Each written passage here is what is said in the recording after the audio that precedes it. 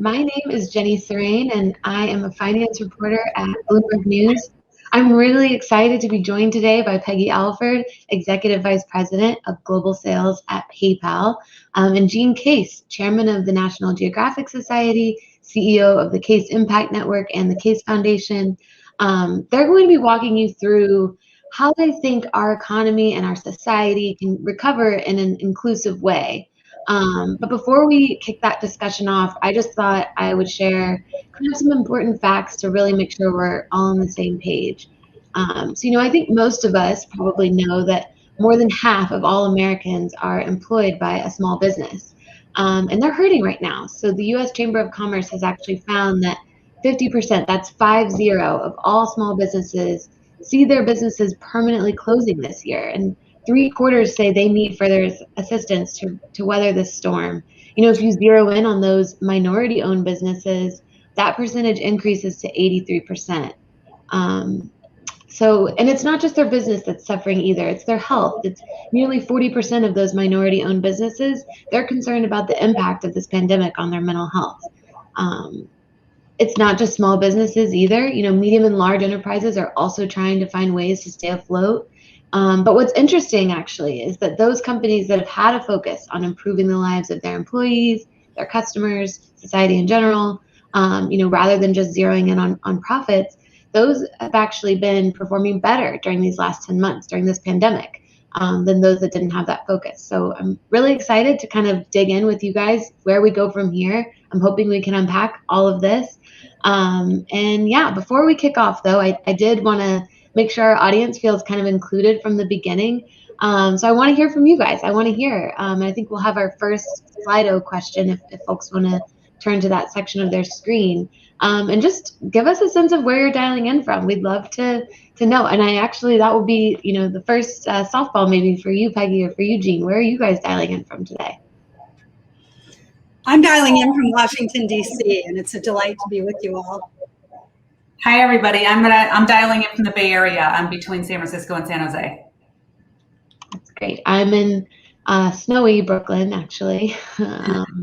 So definitely make sure you guys are using this Slido, and we'd love to, at the end, we're hoping to take audience Q&A. So as these ladies are kind of walking us through their big ideas, please, shoot questions. Make sure I want to make sure this is kind of engaging as possible.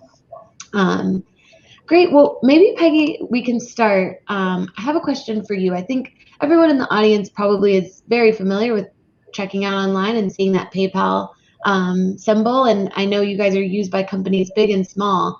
And I would just love for you to give us the lay of the land in terms of what you're seeing, from small business customers, and maybe how that recovery differs or is similar to, the recovery and the patterns of your larger customers.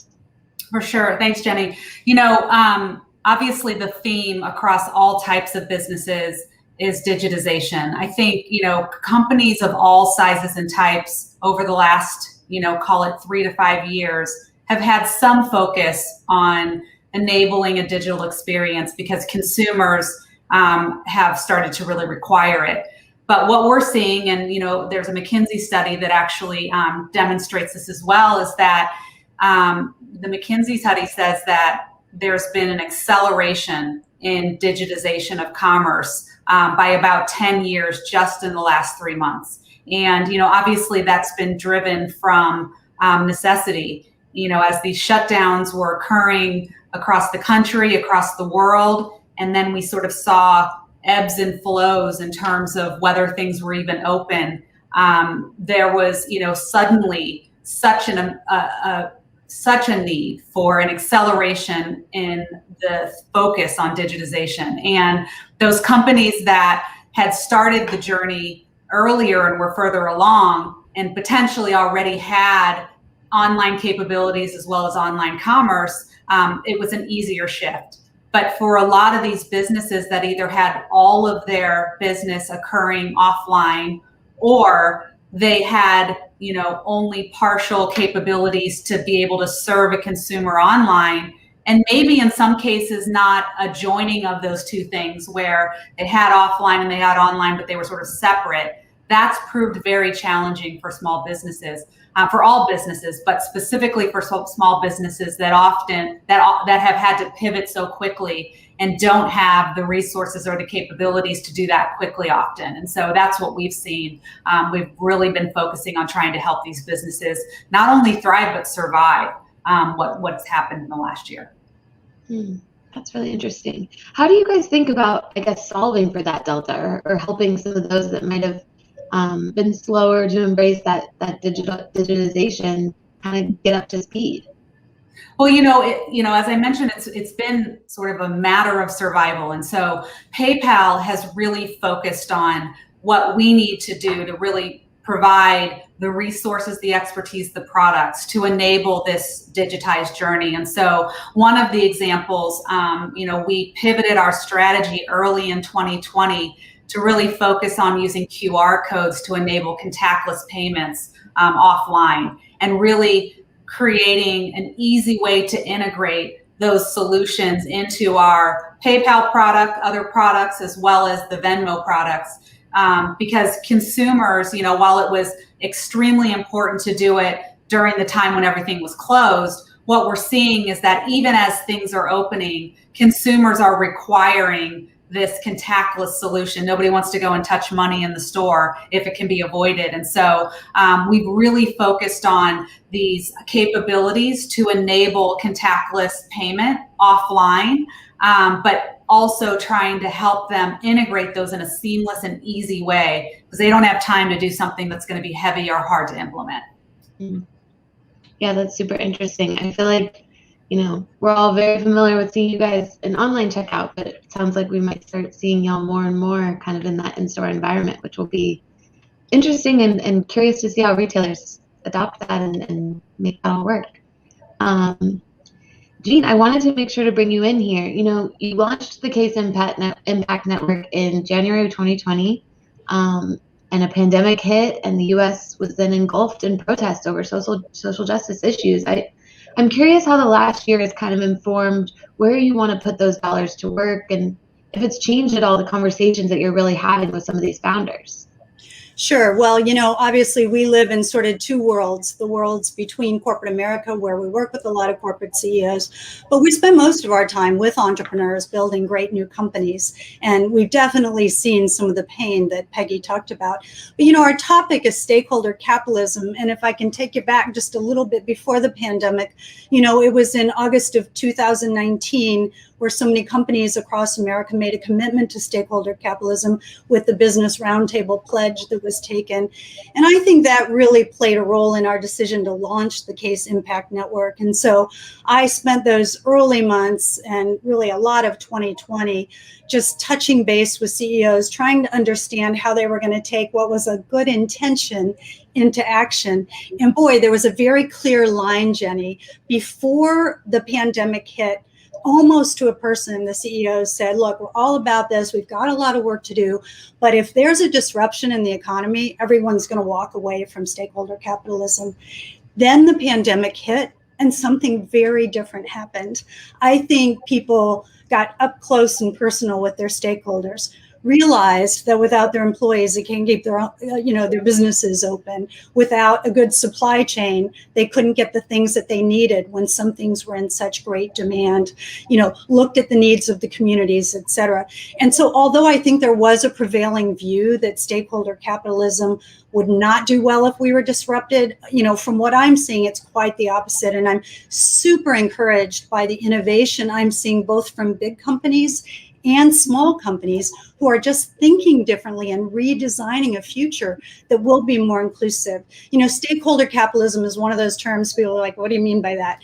At the end of the day, we're really talking about trying to make capitalism work for more people in more places, and the need is still really great.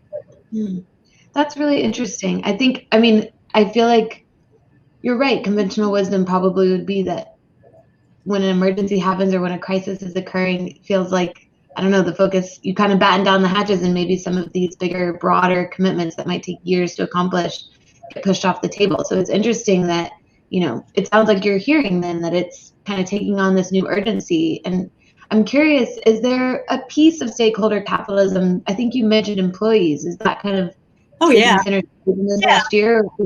Is there one that you maybe call special attention Yeah, to? there I think are a few examples. I think companies have come to realize that talent at the end of the day is their greatest asset as a company, and without it, they can't thrive. And so we've seen a number of different corporate actions, from small things to big things, right? For instance, in the grocery store and some of the frontline places, they increased the wage for their workers, recognizing the extra risk they're being put at.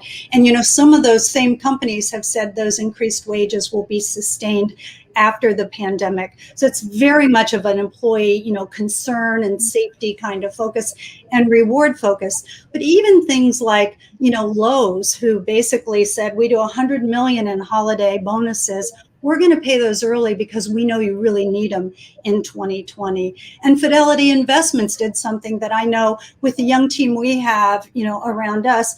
A lot of them are young parents, and they did something called Caregiving Council, where basically they're helping their employees find access to caregiving when it's very, very sparse, right? Whether that's for senior parents or whether that's for young children. So very much employee focused. And I'll just say one more thing, and then I'd love to hear from Peggy. But I feel like a number of CEOs said, gosh, we never realized how hard women have it. For the first time, as they came into the homes and they watched how things happened, and men were put in that same position of dealing with the kids and everything else, there became this awakening of sort of the extra challenges women have had as they've worked. I think that's such an interesting, I've often been struck, you guys are looking into my apartment right now. I feel like it's been such a weird year where you're literally brought into people's homes and you're just kind of seeing it all happen in real time. I would love to hear, Peggy, how is PayPal thinking about this kind of stuff in terms of, I know you guys have been a real long time supporter of stakeholder capitalism, and that's taken on lots of different shades for you guys, but curious if it's, taken on that new urgency that Jean's talking about. Yeah, for sure. First, I want to say that I actually, to the point that Jean was making, I have a whole new appreciation for teachers. I already had an appreciation, but I think parents who are trying to work and who are trying to educate their kids at home have a real appreciation for what teachers go through, which I certainly do. I think that, to the point around stakeholder capital, I think it's actually such a refreshing concept that we're seeing so much more of, in that companies are realizing that doing good in the world and doing well as a company don't have to be mutually exclusive. And, the other point the great point I think Jean made is that, employees are your greatest asset. And, I think there was a belief that our young employees, are in a different place and they want to make sure they're working for a company that represents their values. I would argue that that is not just young employees. That is all employees. It feels much better to know that you're at a company that is, doing something of value in the world. And I think more and more employees are requiring that the company that they work at is reflective of the values that they hold. And so I think that plays in so well to the concept of stakeholder capital. And I've been super blessed to work at a company where, that has always been the belief. PayPal is built on the belief that financial health and security is an essential foundation that must be in place in order for people to live with dignity.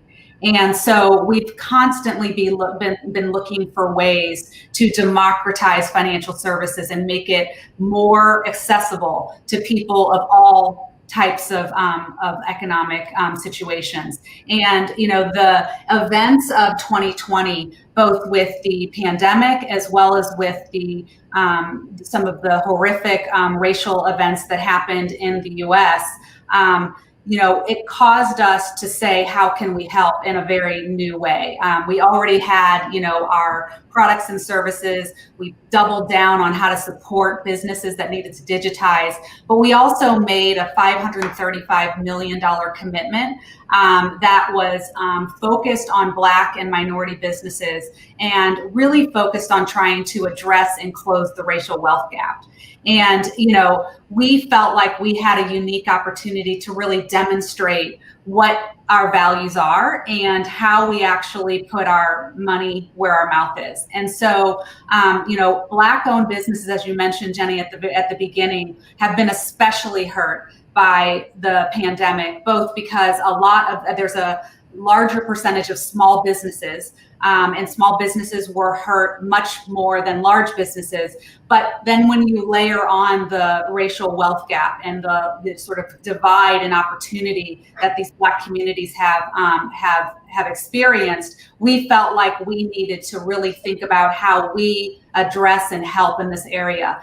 And so our $530 million commitment was really about both addressing some near-term need as it related to these businesses that were today suffering. You can't address the long-term issue when you're drowning in the first place. So we wanted to deploy some capital, some grants to help these small businesses.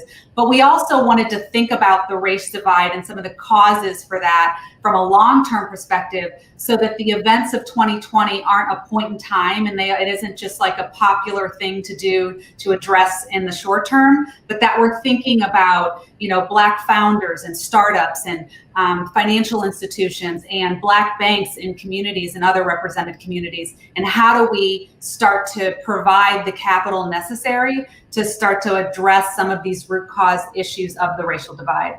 Mm-hmm. That's really fascinating. And I think it would be good, actually. I want to make sure we keep our audience kind of involved while we're still on this topic of stakeholder capitalism. I'd just be curious for you guys to maybe weigh in on the Slido panel. So this concept of stakeholder capitalism that we've been talking about, I'm curious if for y'all, either in your businesses or just in what you guys are seeing, has it taken on a new urgency during the pandemic?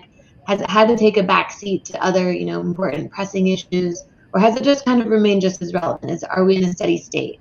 So we'll give you guys a few seconds. But I wanted to go back, Peggy. I think it's so interesting, your point about it's not just young employees that kind of demand this from companies. Because I do think that was kind of the rap it was getting for a little while where, companies saw it as almost like a recruiting tool. Like, I'm doing this because I want to have the best talent, and the best talent demands this. So it's interesting, actually, that, that it's not just like younger people kind of get out of college and making these demands, but it's employees going down the age ladder.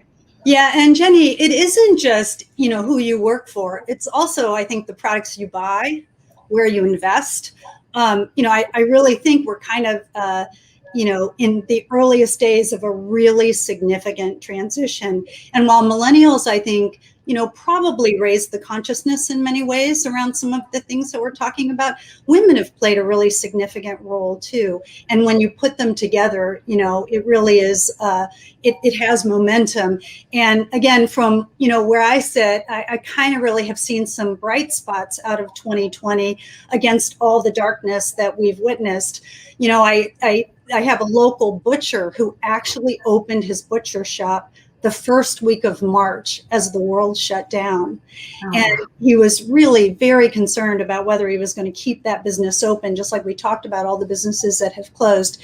And he's a Black guy, and he really, really struggled. And then, after the racial justice issues came about, he found that he had people from all over the world ordering his meats because they had seen a piece on, a news program about him being this Black-owned business that was really struggling coming right out of COVID, et cetera. He has people, we're in DC here, and he has people that drive in quite a distance from the burbs just to support him. If you go on Yelp and you want to make a choice, or many of the things that we use to order our food or our products or whatever, today you'll get choices of choosing Black-owned businesses. So we're seeing some innovations that have come forward and some unbelievable care and compassion that I think will be there. Some degree of it will be there when we come out of this pandemic. That's really interesting.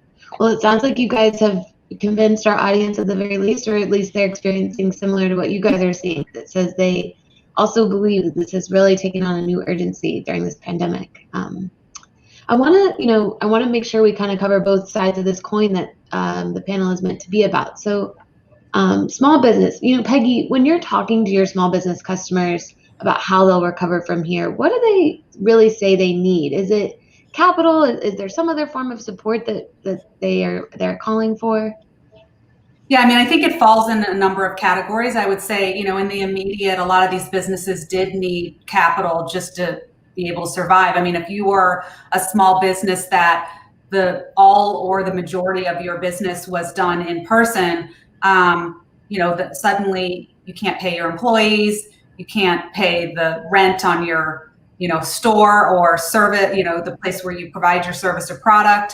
You can't pay your own bills. And so the immediate need in a lot of those cases was capital. And, you know, that was something that, you know, just with all the inefficiencies of the PPP program early on, became tremendously difficult. And that's why I think, you know, these organizations that, you know, including PayPal, that wanted to provide these grants or other forms of capital were so important in the early days and still remain very important, because as you know, the shutdowns have been sort of an evolving thing. You know, we had, depending on where you are in the country or in the world, things shut down, then they opened up, then they shut back down. There were all types of stipulations even after things opened. And so, you know, it's a continuous problem for a lot of small businesses. I would say in the longer term, it gets to what we talked about around digitization and the need to have solutions that enable you to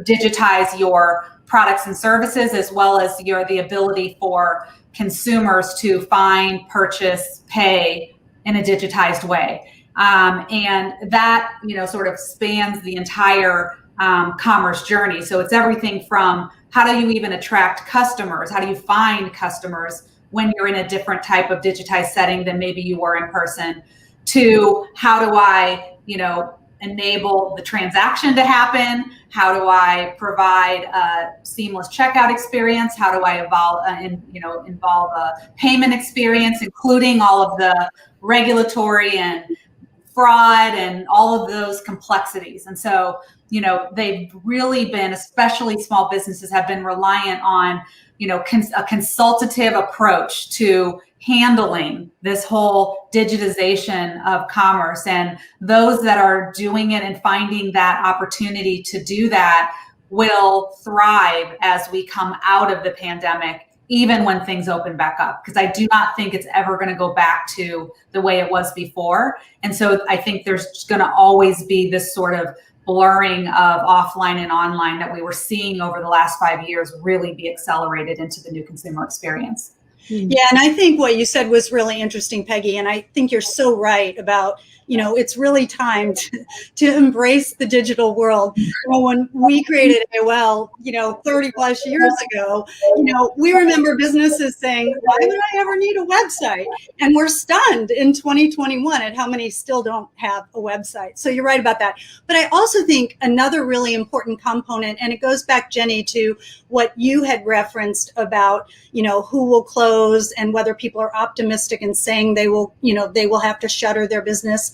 You know, Hello Alice is a platform that sort of helps new entrepreneurs grow and build their businesses. And they have hundreds of thousands of entrepreneurs, most of them women of color or Latino. And, you know, the community aspect is really important right now, too, because what we've seen and measured, and particularly Hello Alice has come out with a lot of this data, is that when entrepreneurship, being an entrepreneur is a lonely job, right? You don't necessarily have a cohort of people who can relate to the challenges that you have. So when you can bring entrepreneurs together in community, you know, just like you, Peggy, they can talk about, well, I did this with PayPal, or, you know, I did this for my website and it made a huge difference. What they're finding is when you have forums where entrepreneurs and small business owners can come together and share, it makes total sense, doesn't it? And share their challenges. They're not only much more optimistic, they're actually surviving longer than those that are kind of disconnected. So I think we sometimes, you know, don't value the role of making sure we have a community come around entrepreneurs and really support them and mentor them and help them along. Yeah, that's such an interesting that aspect of, like, you have this really independent spirit and then kind of admitting you need help and you know, coming to a bigger community for that is kind of an interesting aspect to all of this. I want to make sure we get to our last Slido question too. So if you guys are in that section of your screen, been listening to these two for about a half hour now. I'm curious how you guys think we will see a recovery from here. Will it be small businesses getting back on their feet, consumer spending beginning to recover, further government stimulus, or large corporations? So I'll let you guys answer that, and also if you have any Q&A, be sure to put it in. I did want to ask you, Peggy, while we're waiting for those kind of to come in. I feel like I should have given an option, all of the above. But going back to the commitment you talked about, PayPal pledging $500 million to support Black and minority-led businesses, and that's such a big, important commitment, obviously. I'm curious if you think that's the path we'll start to see for some of this recovery, where large corporations are kind of bringing their hand down and making sure they bring small businesses along, or kind of just how you think that these types of commitments, which we've seen a lot of from a lot of different players across corporate America, how do they play into where we go from here? Well, I think what we see, especially in the desire to support small business, is this sort of joining of small business and consumer, what consumers want, right? I mean, lots of consumers are their own small businesses as well. And I think, small business has always been the bread and butter of our economy. And, I think what we've seen in the last, year is that the most prepared, or maybe the largest companies that have had the ability to pivot their strategy, or have the resources to really focus on quick digitization, have been the larger businesses that have been able to sort of weather the storm. I'm sure they were hurt as well, but have been able to weather the storm a little bit more. But I think that this desire to help small business survive and then thrive as we come out of this is something that will sustain, because I think it's reflective of the way consumers think and what consumers want and how they want to support themselves, their families, their communities. And I think that's what's going to drive the continued desire for both businesses as well as individuals to help these small businesses survive. Mm. Yeah, I think that's right, Peggy. And I totally agree with you that small businesses are the engine in America. But what a lot of people don't understand is that all new net jobs come from new companies, from entrepreneurs creating startups. And not only net new jobs, but obviously our innovation economy is very much driven by that. And I think we really need to pay close attention to what's happening in that sector as well. Last year in America, 75% of all venture capital went to just 3 places: California, New York, and Massachusetts. And less than 1% went to African American founders, and only 2.2% went to female founders. There's a huge opportunity in the GDP and in our innovation economy. I really consider it an economic imperative that we kind of bring those folks that have been left on the sidelines for too long. We invest in them, we champion their companies, we buy their products. It really is a way that the economy can turn around, and turn around fast if we pivot ever so slightly. And even for those companies, when they have innovations, we'll often see a big company either come into that market or buy them. So even some of the innovations that we see from our biggest companies really have sort of their origin in these startup companies that are really designing a new way forward, and kind of a future that sometimes when you're big and successful, it's not so easy to see a different way.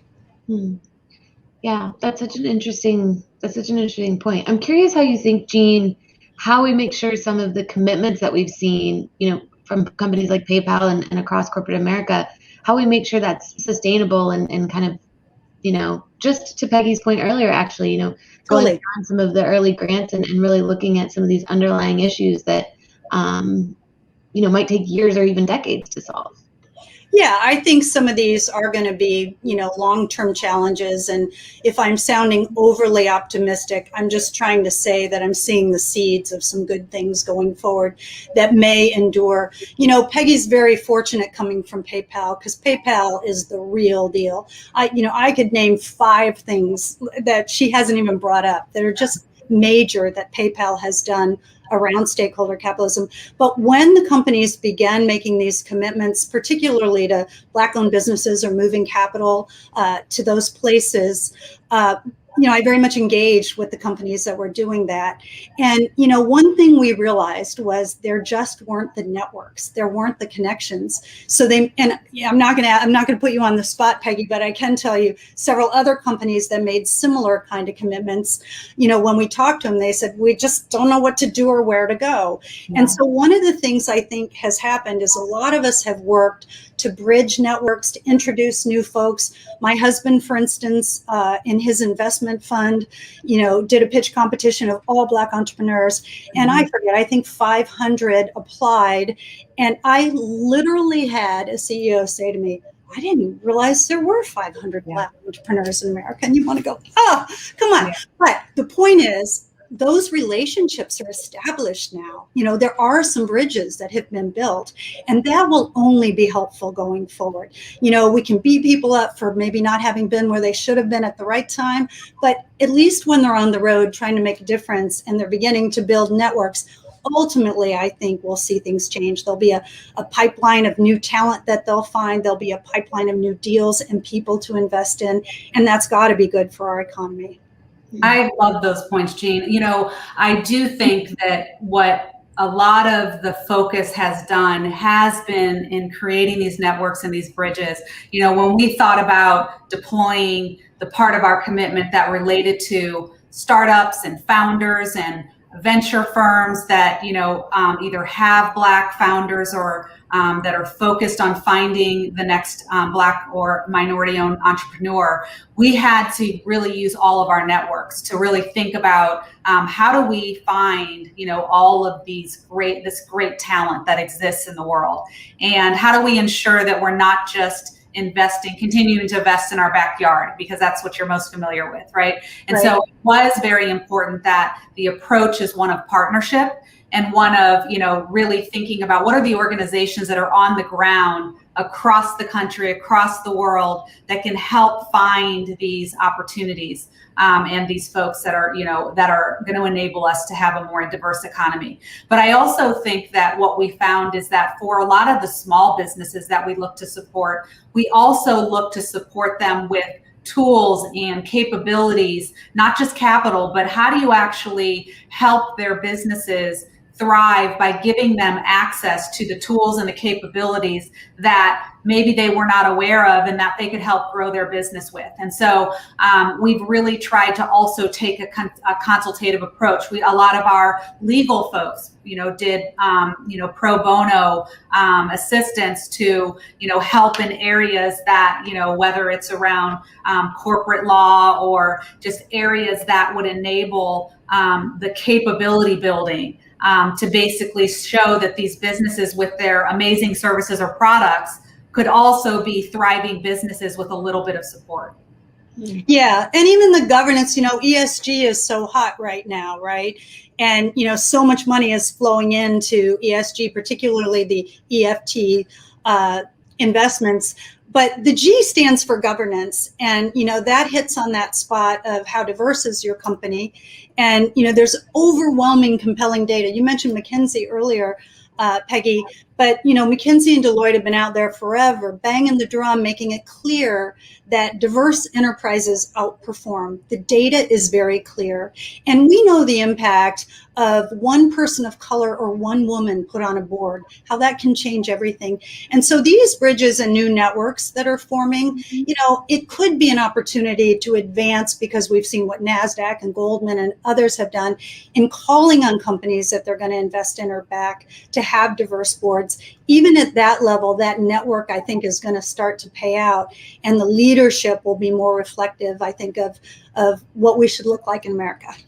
For sure. And whether you're talking about gender or ethnicity, diversity breeds diversity. So you start to diversify your C-suite, diversify your boards. They have amazing networks that then can help even, accelerate the representation that we have both in the boardroom as well as in corporations. And that enables you to be more reflective of the consumers and the communities that you're looking to serve as a company. So. Good point. This is great. You guys are really on a roll. It's awesome. But I wanted to jump in because we do have a few questions from the audience that I think are super interesting.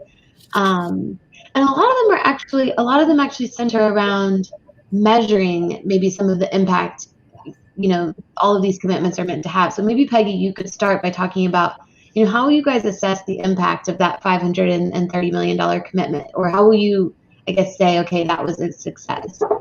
Yeah, I mean, I think that first, the commitment that we made, it's multidimensional because it was meant to address a lot of different sort of root causes of where we are today. And so, I mentioned that at the beginning, we were really looking to just infuse capital into places that needed it the most, in small business specifically, Black-owned small businesses. And so there, it's just about being able to measure that we were able to make a difference in terms of the survival as well as the recovery of these businesses. And so it was much more of a short-term, goal. We also, though, we committed dollars to 20 leading nonprofits across the U.S. that are also focused on empowering Black businesses. And each one of those would have a slightly different agenda or focus. But what we were trying to do there was about ensuring that we were thinking about the whole country and not just Silicon Valley where we're headquartered.